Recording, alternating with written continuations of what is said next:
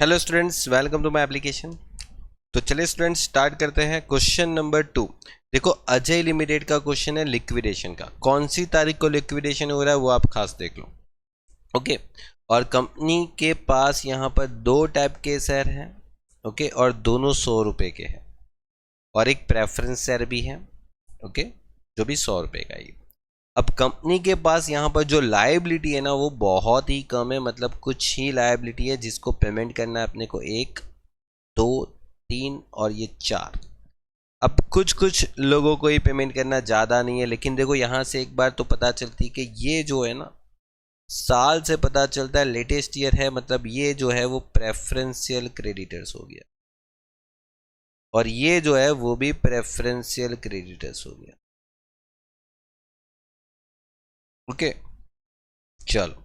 तो अभी कंपनी इन सबको पैसे कैसे देगी? तो यार देखो, ये सभी एसेट है उसको बेच देंगे।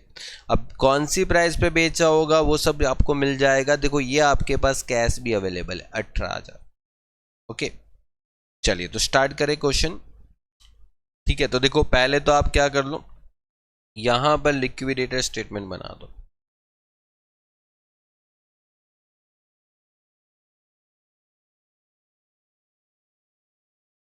ओके, और लिक्विडेटर स्टेटमेंट में यहां पर लिख दो कैश। कितना कैश है? 18,000। ओके, और इधर आपके पास देखो 1, 2, 3, 4, 5 कितना हो गया? देखो 82,000, फिर 34,000, 344, फिर 72, 47, 600। ये जो है वो आपका क्या आ गया? सारे का सारा रियलाइज फ्रॉम एस, रियलाइज।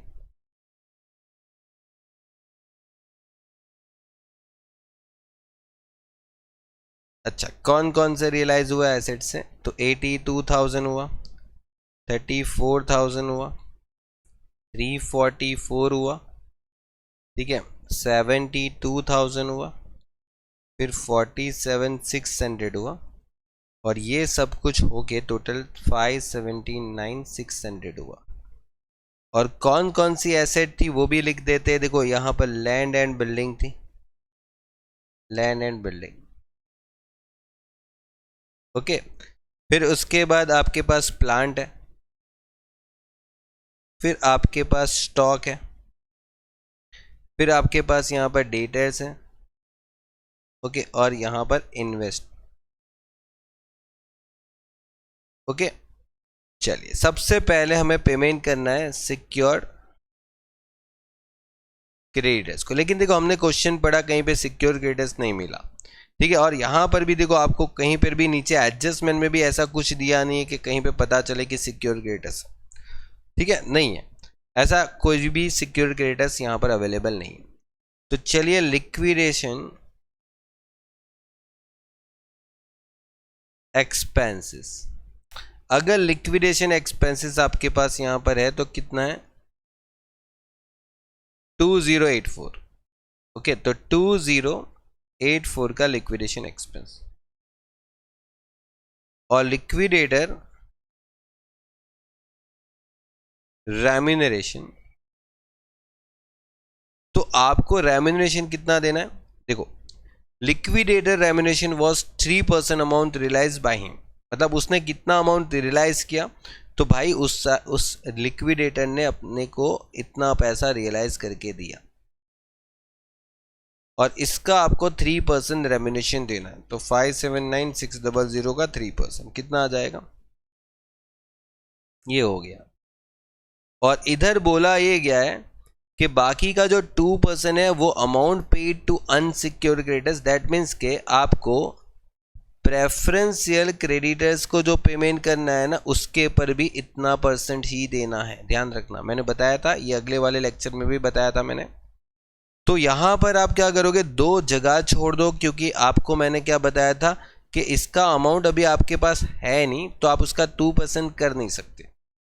ठीक है, तो चलिए आगे बढ़ेंगे। प्रेफरेंशियल क्रेडिटर्स,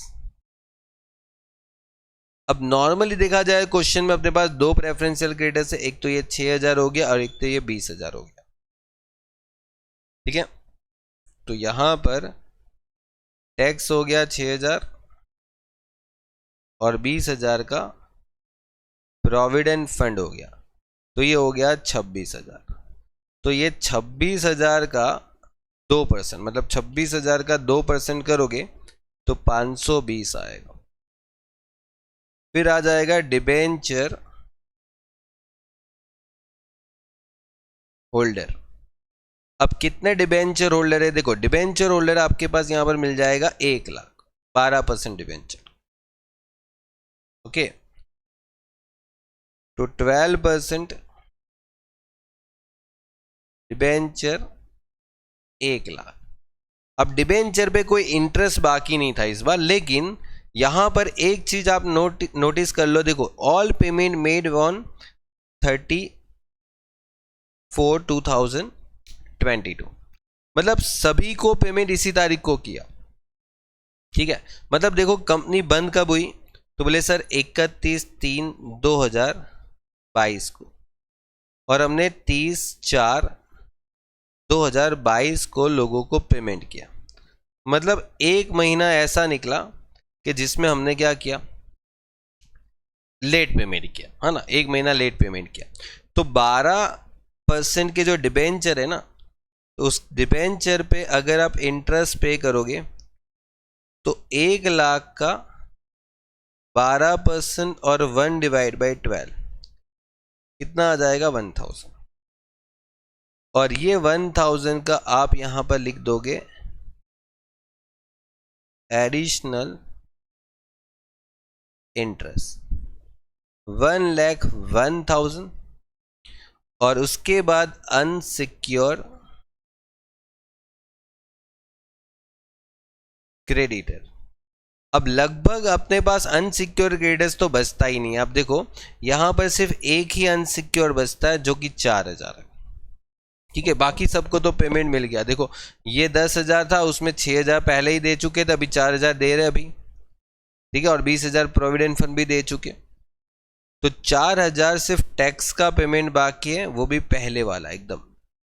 ये जो 4,000 आप अनसिक्योर को दोगे ना, तो अनसिक्योर को 4,000 जैसे दिया, तो उसी 4,000 का 2% मतलब 80 रुपये ऊपर दे दो, और यहाँ पर 17,388 और 520 और 80, 17,988।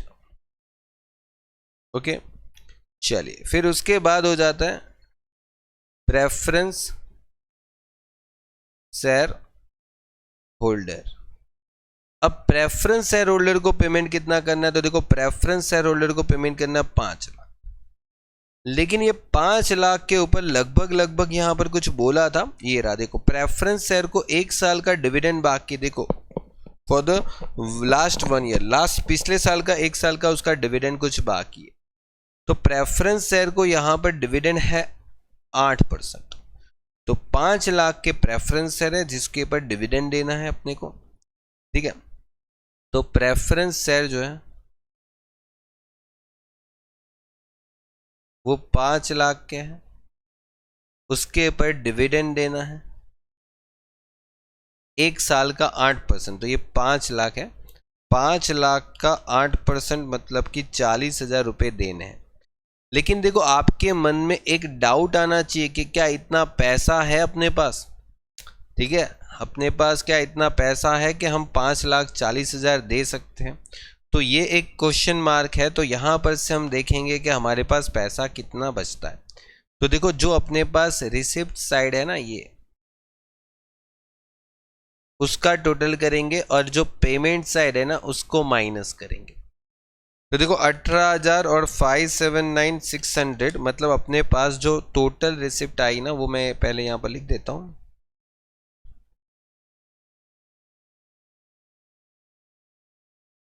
देखो 18,000 पहले से था, और 579,600 मतलब 597,600 ये अपने पास आया।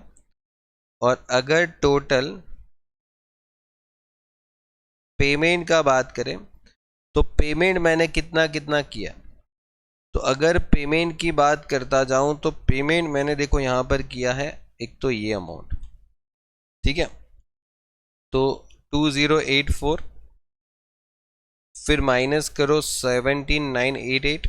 ओके, मतलब आपकी जो रिसिप्ट है ना उसमें से ये सब माइनस करते जाओ। आपने जितना पेमेंट मिला ना आपको उसमें से आप ये पेमेंट कर रहे हो तो ये माइनस भी करते जाओ। तो आप यहाँ तक ही माइनस कर पाओगे, क्योंकि फिर 5,40,000 माइनस करने के लिए उतने पैसे नहीं है। मतलब देखो, आपको अभी बात समझ में आ जाएगी। देखो, ये 2084 आप लिक्विडेशन का एक्सपेंस पे कर रहे हो। लिक्विडेटर को जो रेम्यूनरेशन पे करोगे 17988। फिर आप यहाँ पर प्रेफरेंशियल क्रेडिटर्स को पैसा दे रहे हो 26,000। 1,01,000 डिबेंचर होल्डर को पैसा दे रहे हो। 4,000 अनसिक्योर्ड क्रेडिटर्स को दे रहे हो। और ये हमने सबको पैसा दिया तो 446,528 ये अपने को अपने पास अभी अवेलेबल है, इतने पैसे अवेलेबल है। लेकिन यहां पर से पता चल रहा है कि सर हम पेमेंट नहीं कर पाएंगे आगे का, बिकॉज 5,40,000 नहीं कर पाएंगे। तो चेक करो कि क्या हम पेमेंट नहीं कर पा रहे, तो हमारे पास कोई ऐसे शेयर है जिसका पैसा बाकी है। देखो यहाँ पर 80 रुपीज़ आई, यहाँ पर 40 रुपीज़ आई, मतलब देखो और पैसा आ सकता है। ठीक है, और पैसा आ सकता है। तो हम क्या करेंगे, ये अमाउंट और ये अमाउंट आगे इनको पैसा देना भी है, 160 करके इनको पैसा देना भी है इक्विटी शेयर होल्डर को। तो मैं यहाँ पर कैपिटल डेफिशिएंसी कैसे निकालूंगा, देखो पहले तो मैं ये डिसाइड करूंगा जहां से मेरे को पैसे कम पड़ रहे हैं ना, तो प्रेफरेंस शेयर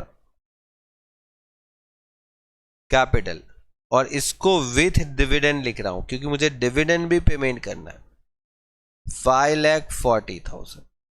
फिर 1,60,000 जो है वो इक्विटी शेयर है जिसमें ए शेयर है और दूसरा बी शेयर है, और 1,60,000।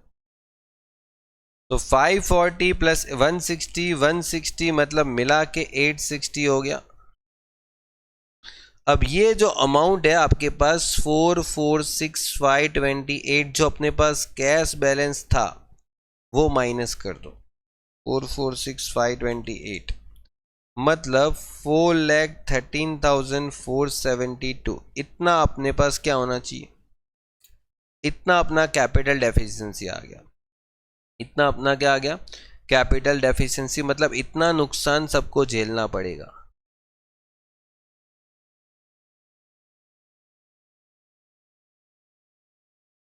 ओके, तो ए और बी दो ही प्रकार के शेयर है और इन दोनों ने अपना कैपिटल डेफिशिएंसी किसके हिसाब से बांटना है, बोलो कैपिटल एफिशिएंसी किसके हिसाब से बांटेंगे। तो नंबर ऑफ शेयर पहले देखें और उसके वैल्यू देखें पहले तो कि कितना रुपए का शेयर है। देखो 100 रुपए का है, तो यहां पर 2,000 और 4,000 क्या रेशियो बनेगा, 2:4 मतलब 1:2। ओके, 1:2 मतलब ये जो आपके पास कैपिटल डेफिशिएंसी है ना 413,472, उसको आप 1:3 में डिस्ट्रीब्यूट कर ले, सॉरी 1:2 में 1:2 में डिस्ट्रीब्यूट कर ले, मतलब कैपिटल डेफिशिएंसी 1:2 में डिस्ट्रीब्यूट कर ले।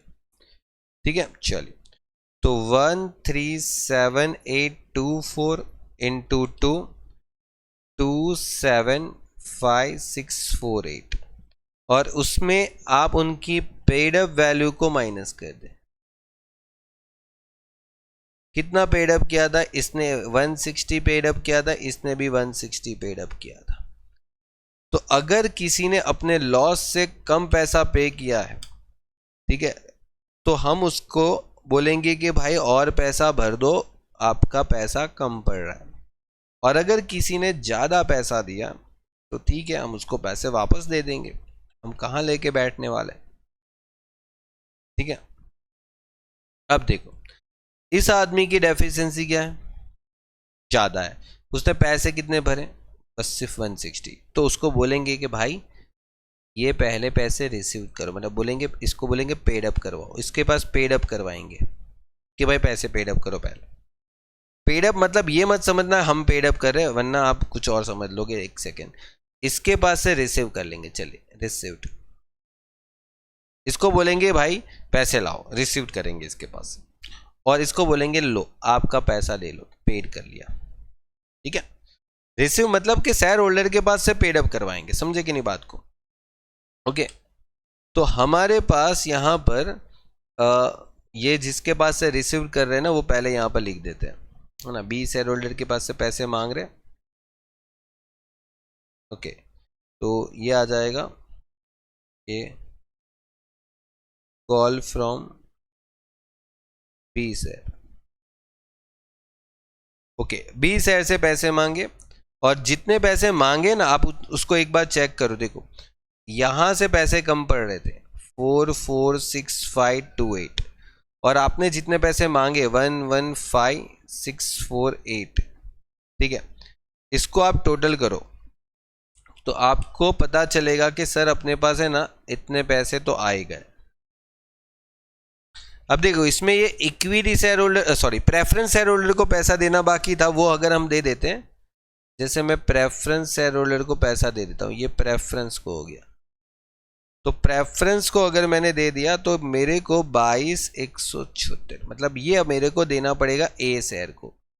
क्योंकि अगर आप देखोगे ना तो यहाँ पर ए शेयर को पैसा देना निकलता है। देखो ए शेयर होल्डर को पैसा देना निकल रहा है, उसको पे करना पड़ेगा, उसको पेड अप करना पड़ेगा। मुझे उसको बोलना पड़ेगा कि लो भाई आपका पैसा, कि आपने जो अपने को हमको पैसा दिए थे ना कंपनी के टाइम पे, तो वो थोड़ा ज़्यादा था, तो ये आपको यहाँ पर दे देना है। इक्विटी शेयर होल्डर, जिसमें लिखेंगे कि ए शेयर होल्डर, हो गया। चलिए, तो ये हो गया काम खत्म। अब इसके बाद 18,000, फिर 579,600, और फिर उसके बाद 115,648। ओके, तो ये आपका काम हो गया, दोनों तरफ का बैलेंस एकदम से मैच। ओके, चलिए तो कंप्लीट करिए, मिलते हैं नेक्स्ट लेक्चर में नए क्वेश्चनों के साथ। तब तक के लिए गुड बाय और टेक केयर।